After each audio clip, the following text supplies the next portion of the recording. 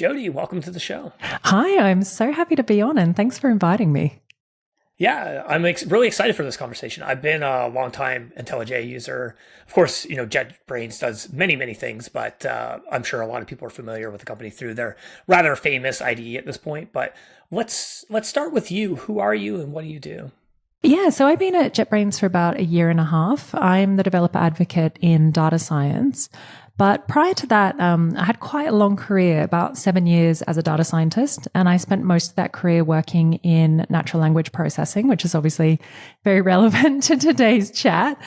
And then prior to that, I was an academic. So my PhD is in psychology. Oh, wonderful.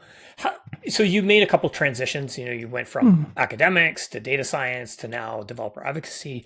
Like, how has that transition been for you? Like moving from day to day doing data science work to I'm sure you're doing some elements of data science work today, but probably a lot of it's also focused on sort of educating people about how do you do data science with JetBrains Suite or convey essentially new product updates and feedback cycles and so forth.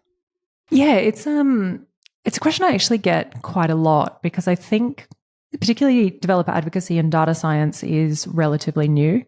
So I actually didn't know what developer advocacy was before I ended up applying for this job. A friend of mine works at JetBrains and she suggested that I apply. The reason that I ended up applying for the job is back when I was an academic, something I was very passionate about was teaching. And this kind of felt like it was an opportunity to return to that a bit. So, obviously there's sort of internal stuff that needs to be done, but I would like to think a huge proportion of the time that I spend on the job is just educating people, not just about our tools, but about data science and making maybe slightly inaccessible topics a bit more friendly. Yeah, I actually think academics to advocacy or developer relations is a great, very natural transition. I also made a similar transition. And I know during my time at Google, they would actually a lot of times try to recruit people that had some sort of, academic experience because there is a lot of, when you're working as a professor or teacher in university, you're spending a lot of time trying to essentially convey really, complex technical concepts to an audience and have them understand it and be able to digest it. And that's a lot of what you're doing when you're working as an advocate as well. It's just a little bit maybe more product and industry focused, but a lot of those skills I think are transferable.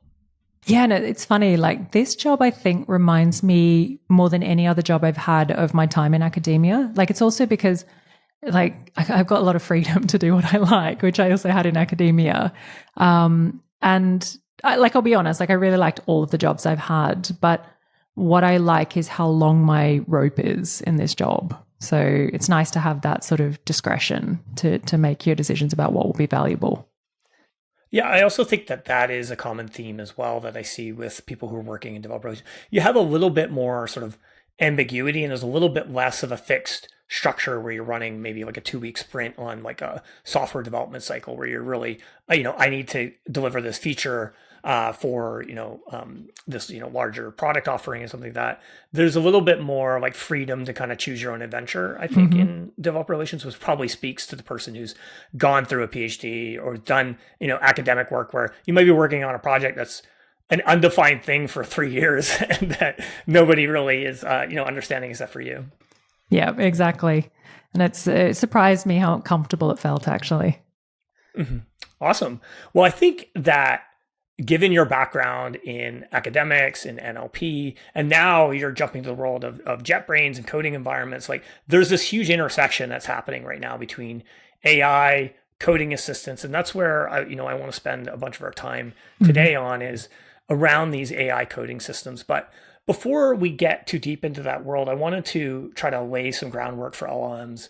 So first, can you start off by breaking down some of the relationship between AI, machine learning, generative AI, LLMs, and GPT? I feel like there's a ton of confusion when I talk to folks, especially that are maybe not super well versed in this world. I know in my day job, we spent multiple months trying to tell our sales team that ChatGPT is not the LLM. It's GPT that's the model and stuff like. And people have a hard time sort of dissecting what's actually going on here and what these different things mean. Yeah. And I think part of it too is with the current hype cycle, a lot of these terms that are established academic terms have become conflated with marketing terms. So, yeah, I think this is a really important place to start. So, let's start with AI. So, AI is a very, very, very broad field.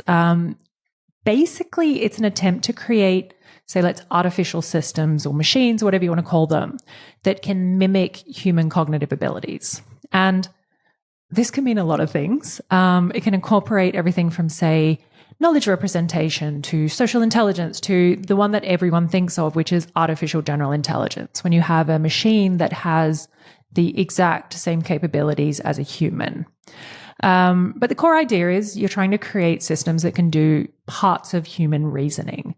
And this doesn't have to be everything that a human can do. It can be part of what we can do, like translation between languages or making decisions independently. So AI is, well, I guess, with the broadness of the field, you could arguably say that it's hundreds of years old, but like formally as a field, it was started in the 1950s. And then we move to machine learning. Machine learning is, I suppose, a subset of artificial intelligence. What happens with machine learning is algorithms are trained on data sets to automatically perform some sort of specific task. So they really tend to be optimized for specific tasks, the thing that they're trained to do. So that might be, I don't know, classifying images or being able to predict stock prices. These are all machine learning models. And these models tend to show a lot of brittleness when you try to get them to do tasks that are too far outside of what they were trained on. So then that leads to generative AI. Generative AI, I suppose the way that we're talking about it right now is a subset of machine learning. So basically you have these types of machine learning models, which are called deep learning models or neural nets, and they're used to create new content based on patterns that they see in training sets. And I've seen it mentioned that like the first generative algorithm was this computer program from the 1960s called ELIZA, which is, it was basically designed to mimic Rogerian psychotherapists, like, tell me how you feel. It was, of course, not a neural net. It was just a rule-based program, but this is sort of seen as like the first, kind of system that could mimic a human and generate text, and people thought it was acting in a kind of human-like manner. Generative AI is kind of broad. At the moment, it's mostly centered on text and image generation. But, there's also speech generation, there's videos. I'm sure you've all seen deepfakes, and, even things like music or data can be generated by these generative algorithms. Then we have large language models. Shall I keep going, or do you want to jump in? Yeah. So large language models are sort of the latest generation of machine learning algorithms in natural language processing. So not all large language models are actually generative AI. Basically, they are mostly built on a particular type of deep learning model, which is called a transformer model. And these models are very, very efficient at extracting the meaning of the words in context. So when you feed these models, when you train them on huge amounts of text, they get super good at creating internal representations of how language functions. And this means you can use them for a whole range of natural language tasks. You can use them for things like text classification, summarization, and translation. And then that leads finally to the GPTs. So the GPTs are a particular subset of large language models. It stands for generative pre-trained transformers. And the way that they're trained is you basically get the model to predict a missing word in a sentence or the next word in a sentence. So a GPT would be trained, say, for example, if you fed in a sequence, something like the cat is on the, based on all of the examples it's seen of sentences before and trying to guess the next word, it would probably predict Matt or, something that comes very commonly after that. And interestingly, actually, this is something I really like as a fact about the GPTs. They weren't initially generated or created as text generation algorithms. They're actually created as a way to scale up the amount of data that we had for training these models. Because normally with machine learning models, you have to do some sort of pre-processing to get the data into a form you need. But if you're just feeding in sentences and breaking them into pieces, you can really scale up the amount of training data that you have. But the side effect, of course, is that we now have these really amazing models that have these really rich internal representations of language and are also very good at generating text because that was what they were trained to do. So that's kind of the landscape. It's a little complicated, but I hope that gives everyone a bit of a perspective of how we got to the point we're at the moment. No, I think that's wonderful. And I think it's a good reminder to, like, even going back to like what you started out with, talking about the foundations of some of the AI research really comes back to the early 1950s and some of the pioneering work by Alan Turing around, the imitation game, which eventually became like the Turing test. And he was really the first person to put forward this idea of like, could we build a machine essentially that mimics human behavior? And unfortunately, he, wasn't around, he lost his life early. So he wasn't able to continue, but a lot of people picked it up from there. And he was also the foundation of essentially the Turing machine, which is what we're, communicating on today. So it's really a long history there. In terms of, some of the early work, or not necessarily early work, but sort of the things that we're used to doing in machine learning around these like probabilistic models or classification. People have been using them for fraud detection, spam detection for years, really since like, the dawn of the internet. I remember building, naive Bayes classifiers for spam detection back in the early 2000s and so forth.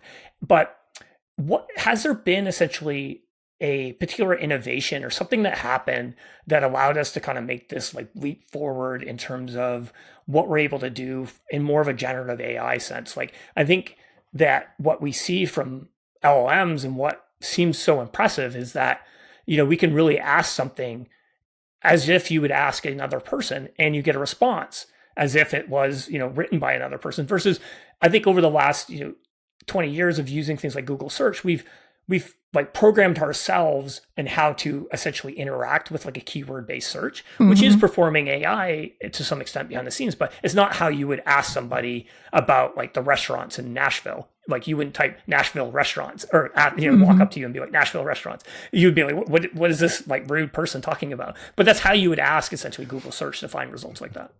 Yeah. So there are actually 3 pillars of how we got to where we are at the moment. So the first is we needed processors that are really good at doing the sort of computations that you need to do when you're training neural nets. So essentially matrix multiplication, the details don't really matter.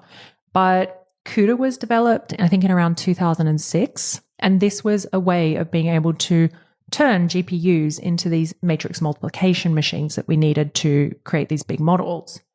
And then there was data. So I've already talked about the fact that the GPTs just use sentences. Where they ended up coming from was a data set called Common Crawl. It's basically a dump of petabytes of web data.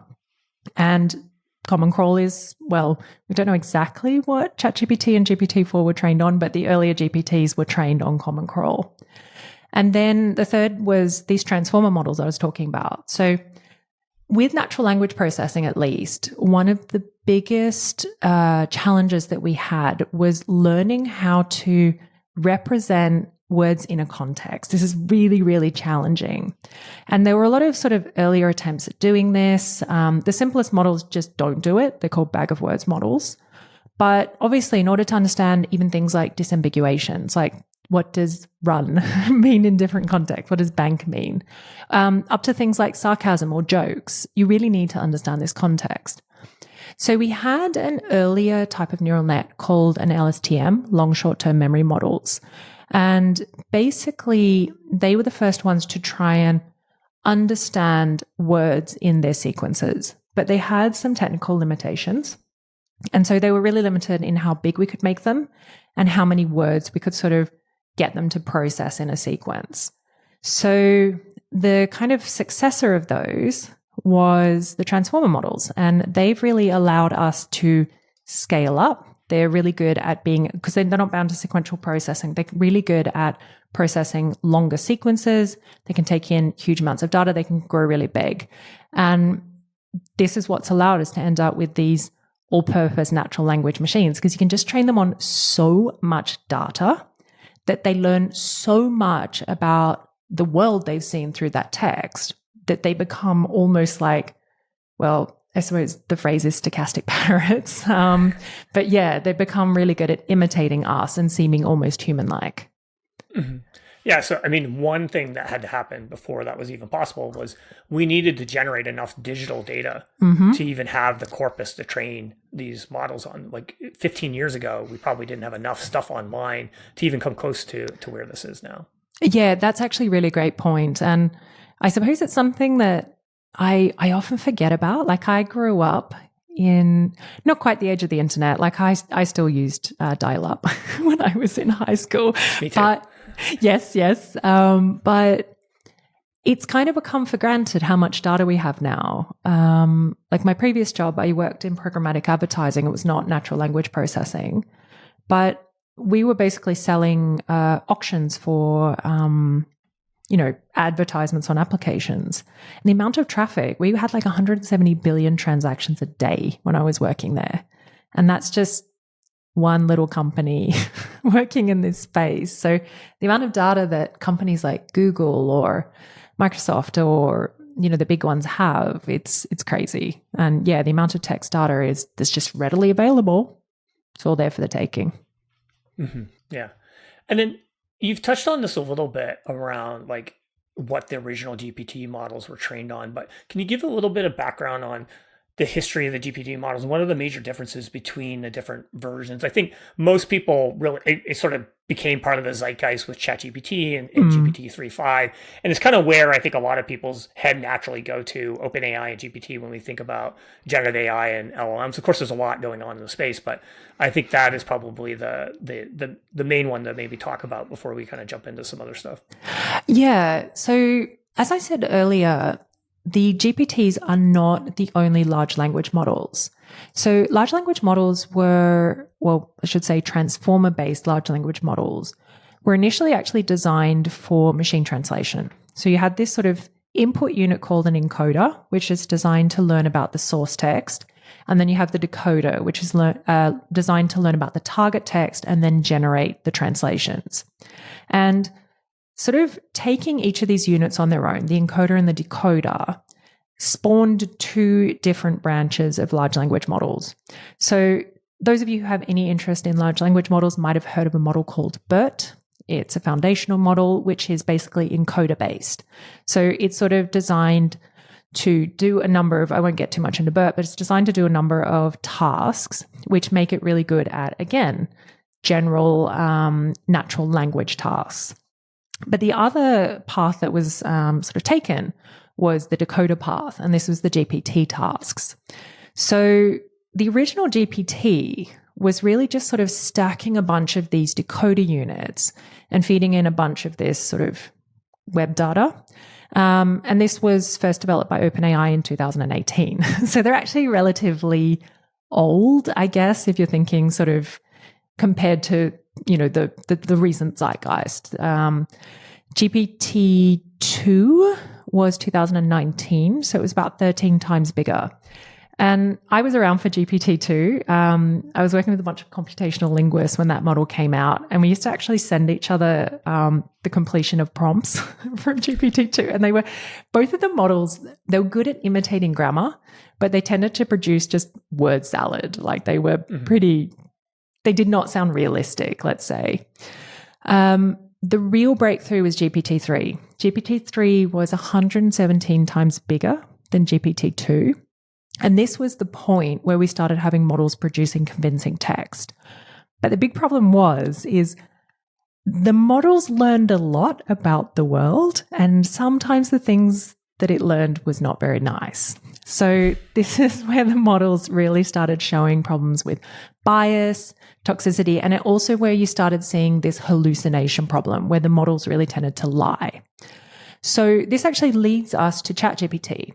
It was initially a project called Instruct GPT, and the idea was they were like, okay, can we design a secondary system that will sort of steer the model into being more truthful, less biased, less toxic? So the first step was they took a GPT model, GPT 3.5, and what they did was they got a whole bunch of people, gave them prompts, and got those people to write like exemplar answers. And these answers were designed to be truthful and non-toxic, non-biased. Non-biased. And then what they did was a process called fine-tuning. So fine-tuning is where you take a general purpose model like a GPT and you train it a little bit further on a smaller data set, which is more targeted. So in the case of the GPT 3.5 model, it was fine-tuned to mimic these exemplar answers more, to produce better quality answers. But then they added in one final component, and that's a reinforcement learning component. So essentially what they then did is they took this fine-tuned model, they got a bunch of prompts, they fed those prompts through the model 4 times, then they got another set of human raters to rate how good each of those answers were, again, based on how truthful and non-toxic they are. They trained another model, a reward model, using those answers, and then that produced a model which could predict how good an answer was based on that score, 1 to 7, based on what the raters had given similar answers in the past. And then this whole system is glued together. So what you have is you enter in some sort of prompt into ChatGPT.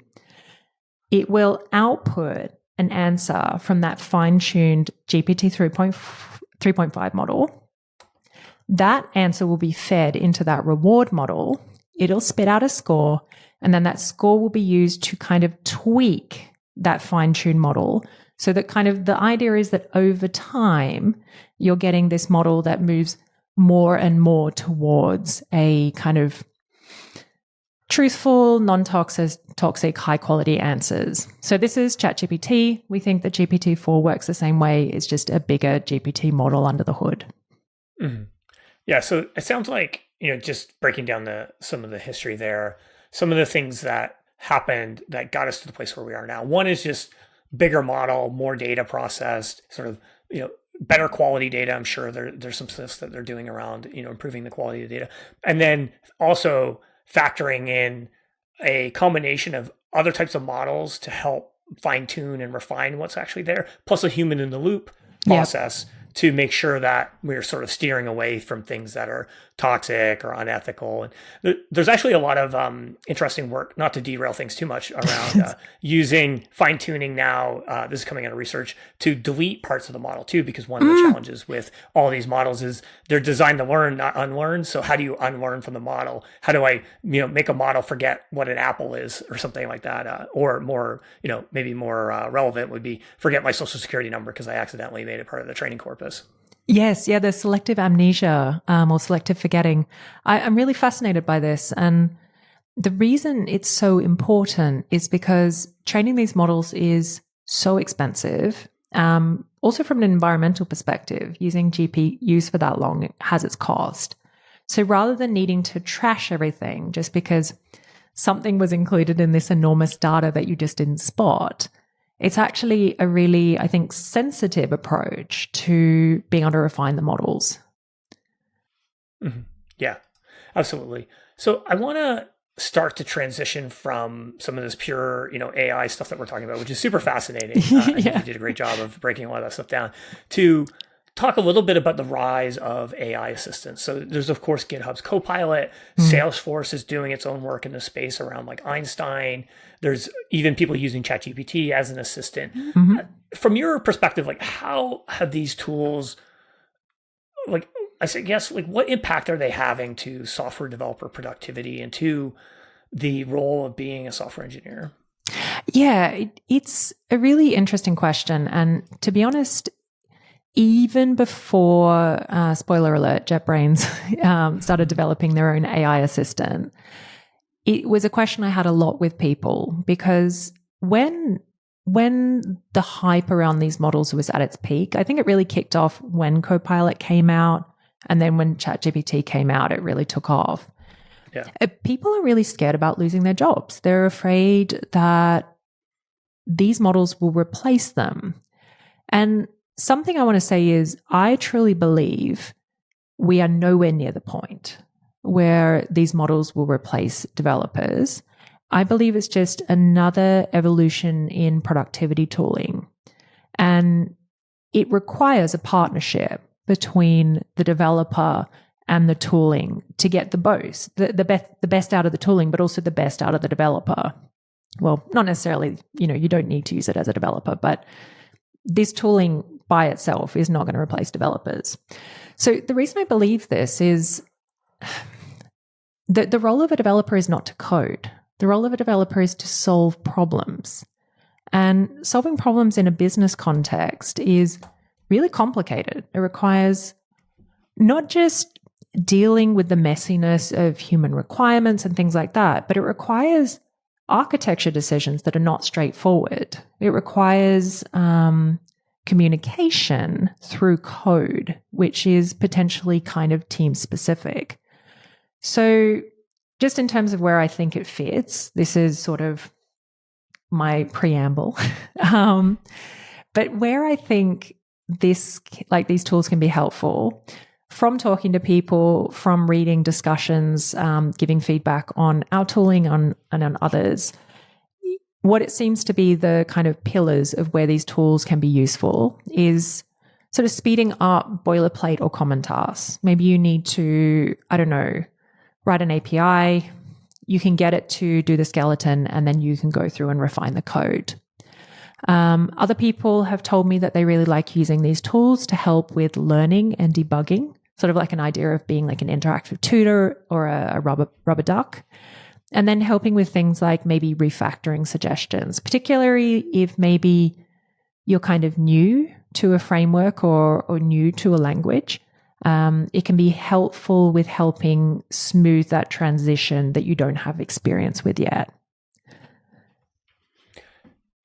Also, I feel like that the concern over potentially like losing your job because of some sort of technology innovation isn't something that's solely restricted to AI. I feel like with any kind of jump in technology, I mean, there was a time when someone, in the early parts of my career, this wasn't the only job they did, but you paid somebody to basically copy and paste files from your staging server over to your live production servers and create backups of those things. And then eventually we developed like real systems for, actually automating that entire pipeline. And those people still had jobs. They just, transitioned their roles to some extent. But like, there's always been fear as we've introduced automation, especially in engineering, that it might, remove someone's role. Now, this feels like a step function in terms of what's been there before. So maybe that's, that's it. And I also think that there's, for whatever reason, like a little bit more fear around things like robotics and AI, things that feel like uniquely human things. Yes. I guess like what are your thoughts on that in terms of just managing the psychology around this? Yeah, I think really, firstly, looking at the findings of where these models tend to be useful. So there's not a whole lot of research yet about the interactivity between developers and these tools. But the literature that I'm seeing is really coming out with the idea that, well, yeah, maybe it can replace developers in terms of some basic coding tasks, but it also tends to get things wrong a lot. So that means that it's definitely not at a point where you can reliably automate this, create an LLM based pipeline, which will be an automatic developer. I'm not really seeing, I guess, any sort of convincing, remedies for this hallucination problem. So that alone, I think, is a deal breaker. But again, it's sort of the way that I see these tools fitting in is it sort of seems that where they really seem to benefit people is they help speed up or reduce that gap between juniors and seniors.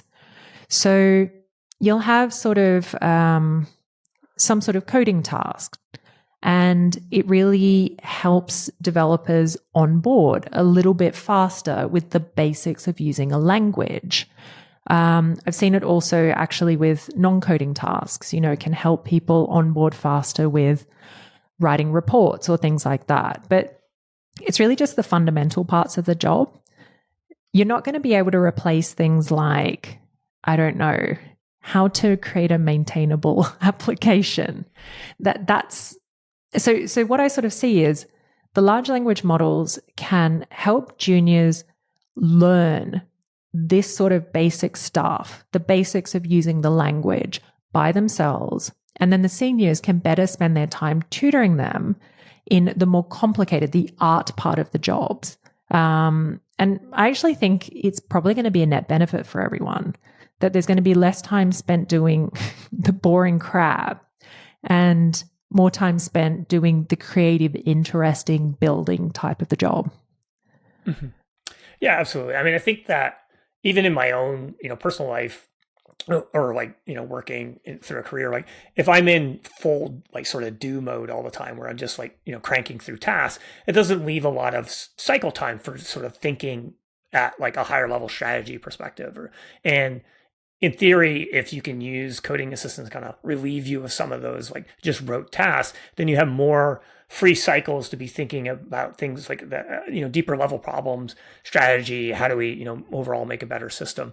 I have seen people express concerns about an over-reliance on AI as well, where it could potentially lead to like a loss of core coding skills. And I think in the world of programming, and from my own experience, there's kind of a lot of times like two camps with how to like learn to code. There's one camp that's like, hey, you need to suffer through like the school of hard knocks of like memory allocation issues and bit twiddling and really get to these low-level compiler errors in order to truly understand what's going on. And then there's other people who are like, hey, like you could skip all that stuff. Like let's have a gentler entrance into this and start with something that doesn't require compilation like JavaScript or Python. It's maybe a little bit more like digestible in terms of like reading, lower the barrier to entry, get people excited about it. And then, maybe they can find their own way to, bit twiddling and dealing with memory allocation errors. But if we abstract that away even further, where we don't even need to do any of those steps, or we become,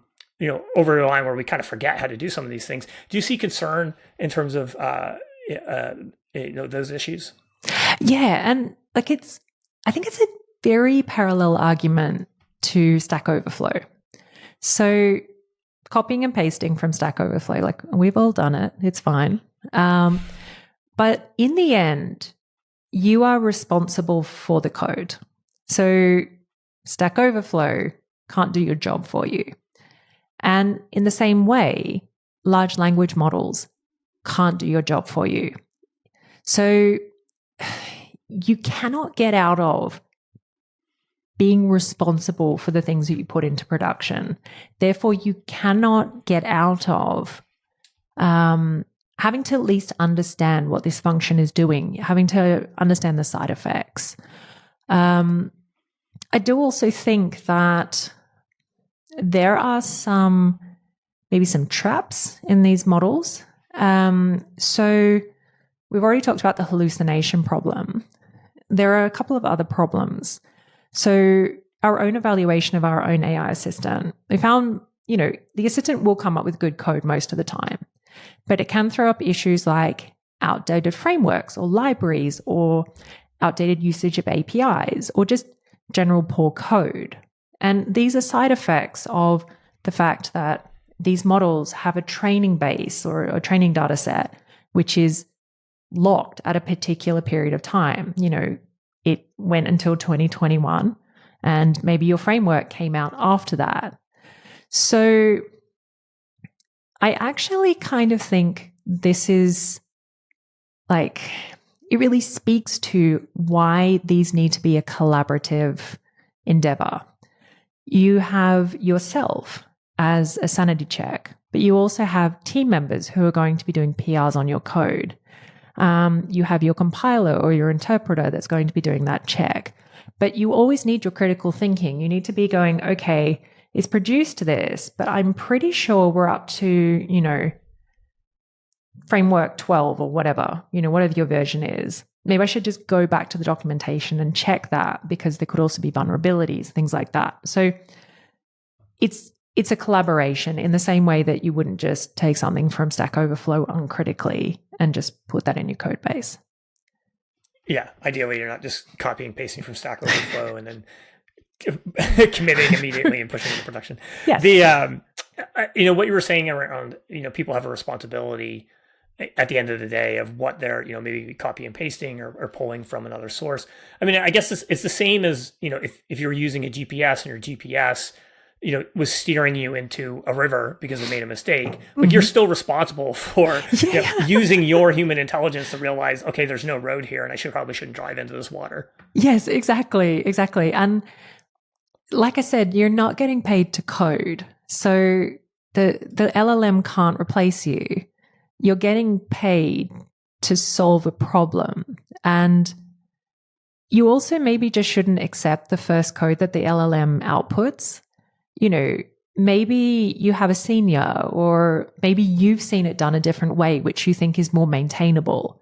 In that case, refactor it. Like, it's fine. It's just a starting point to maybe help you get over a little bit of a bump and not have that blank slate kind of problem or blank page problem.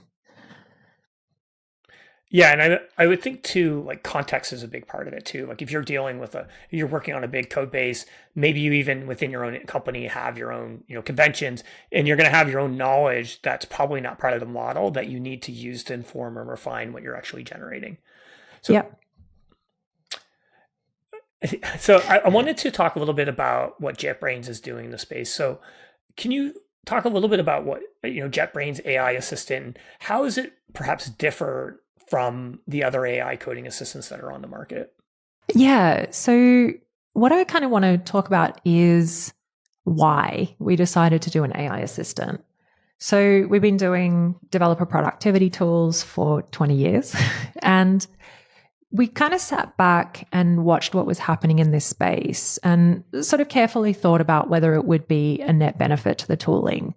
And after sort of seeing some of the evidence coming out, some of the papers coming out, trying it for ourselves, we decided that, we did feel that this could be an increase to developer productivity. So we really wanted to make it useful, though, not something that takes developers out of their workflow, and sort of weave it in as much as we can to the workflow as much as possible. So something that's quite advantageous for us, I guess, is because we basically control the entire environment. What this means is, obviously when we're indexing the project, we have access to the full context. We have access to the structure of the project file. We have access to all the libraries you're using. We obviously know what programming language you're using. We also record some behavior, although I should say this is opt out. If you don't want to do this, you can opt out. And then obviously we know which file you're using. So this means we can actually collect all of this information and pass it as part of the context to the large language models that we're using as part of our AI assistant. And we'll kind of come back to that later, I think, about, when we get into details about specifically how we're doing things. But this is, we realized, quite a unique opportunity that we have, which helps us really target the actions and get the best and most relevant output. And then the other thing is we sort of wanted to be flexible about the models we're using, because things are moving very fast, and, I could not have really predicted we would be where we are a year ago. So we also have a variety of models that we're using from what we're calling our AI service. Different actions are connected to different models, and we're kind of constantly doing research to try and, get the best out of the models we're using, check if we could use a different model that might do things better. And it's kind of definitely an ongoing project at this stage, but I think kind of an interesting direction for us to go to, and something we really see as quite promising. Mm-hmm. So one of the things you mentioned at the beginning there was around trying to make this sure that this feels like not just something bolted on, that it feels like natural. So what are some of the things that you did? Like, what are the design decisions, I guess, that you made to incorporate it in a way that feels natural to a engineer's workflow? Yeah, and this was something we wanted to be super careful about, because the hype is real. And we didn't want users to feel, I don't know, like we were selling out and just jumping on a bandwagon.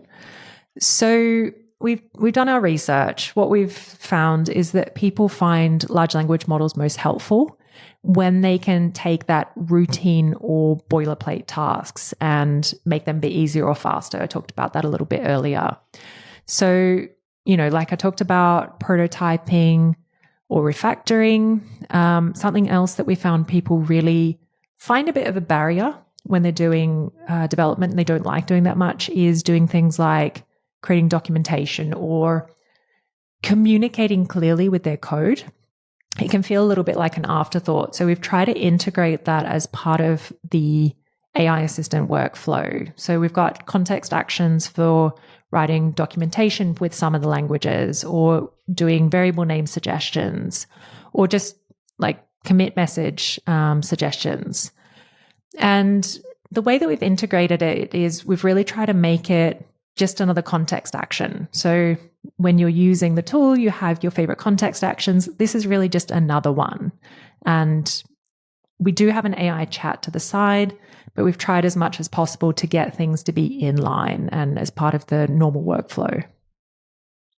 Yeah, I feel like where IDEs are can be really successful and really powerful is when it's basically the hands never really need to leave the keyboard. Because that's where you're living when you're coding. If you have to go and click around to like an external tool or something like that, it just breaks the whole workflow. And when you can really, it almost looks like someone playing a musical instrument. If you have somebody who's really, really tuned with an IDE and they can navigate the whole thing and like speed through it. So I think that makes a lot of sense. If you can kind of make it part of that workflow and someone gets used to it, they can really like increase their productivity from 10x. Yes, absolutely. And it was actually really interesting. So we've released this as a limited preview. And some of the feedback we've been getting so far is, like I used to go and use ChatGPT and then copy and paste from the other browser. So even just having the actions inside the IDE is obviously saving you a lot of time. But on top of that, we've really tried to integrate it as much as we can within the tooling that people are already using. Mm-hmm. And then you mentioned the being able to write documentation directly. So I think that's a really exciting thing. That's actually one of the things I've talked about since like this whole explosion is like, hey, if you could take documentation off people's plate, then people would love you for it because it's really important, but people hate kind of doing it and it can be kind of painful to get people to do it. But how do you go beyond just like really basic documentation where, it's just kind of, re-explaining what's already there in code? Yeah. So trying it out. So I've mostly tried it in Python because this is the language I program in because obviously I'm a data scientist. What I found is, firstly, I'll just give you my impressions of how it sort of comes out and then I'll explain a bit of how we do it under the hood. So basically what I found is the doc strings tend to be really quite rich. So they're very much in the format you would expect a Python doc string to be. You're getting, your definitions of your variables and your outputs. You're getting sometimes explanations of how to use it and they're accurate. So it's actually like super rich. And I was really surprised because it's better than the doc strings I normally write myself. So that was really cool. So in terms of how it works is, like I told you, a whole bunch of information is collected as part of building the prompt. And so you'll have information obviously about the function that you want to write the documentation for, but you're going to have information about the entire file. You're going to have every single file that is relevant to that function. You're going to have the libraries that are installed. You're going to have, the project structure. You're going to have all this information that's included. And then what happens is within the IDE, we have a bunch of traditional machine learning models. And they're used to actually classify which parts of the context is most relevant to that function that you want to write documentation for. And then what we do is we use all of that to create relevant information for the prompt. And then we basically add to that instructions to create documentation in the style of this relevant programming language for this specific function with these specific parameters. We then call on our JetBrains AI service. We have a security and anti-fraud check just to, make sure that there's no malicious code being passed. And then at the moment, we're using third-party models.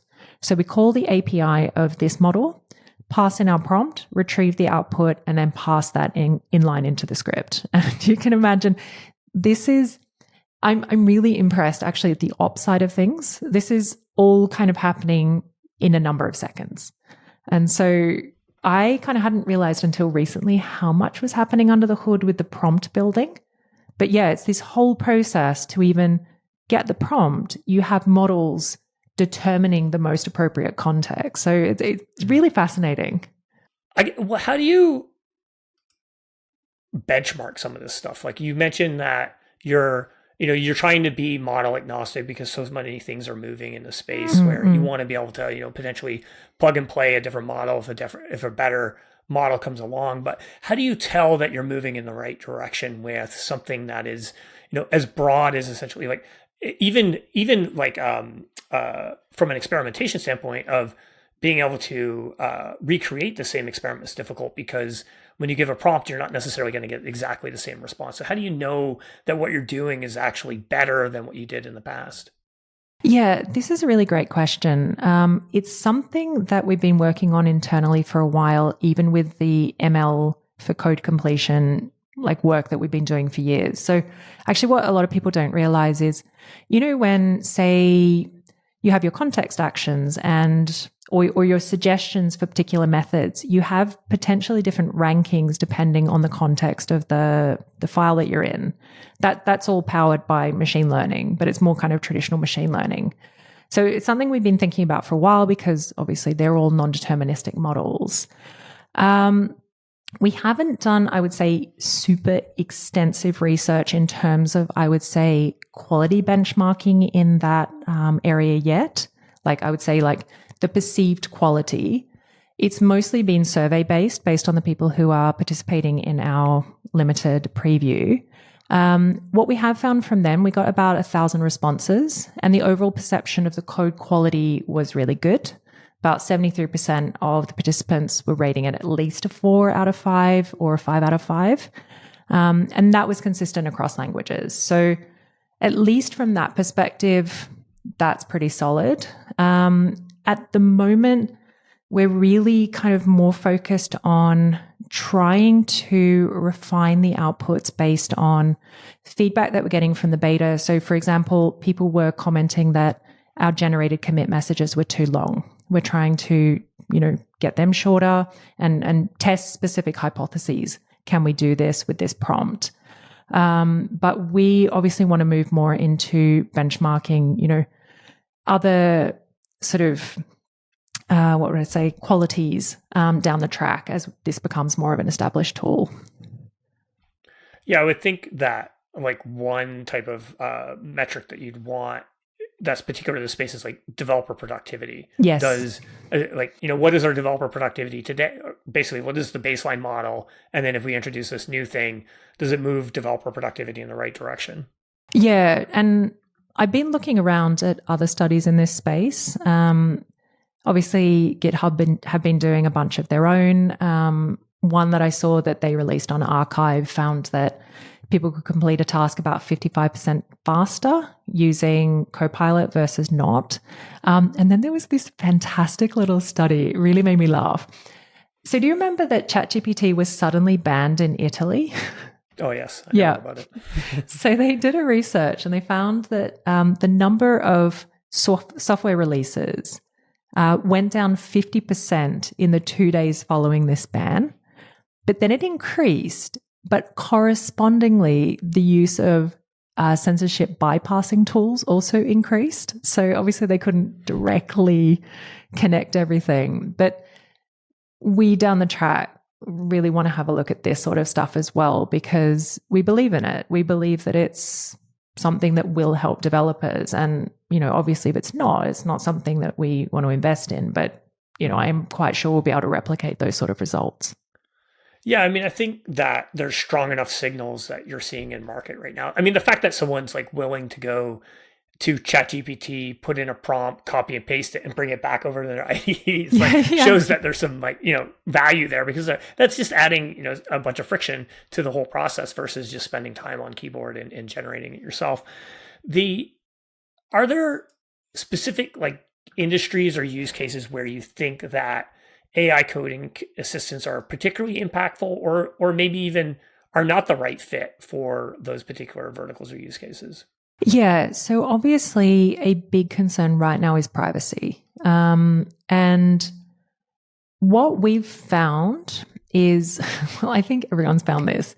Large language model ops is hard. It's really hard. And a lot of the value that OpenAI and other large providers is giving is they have, best in class models, but a lot of those exist as open source models now.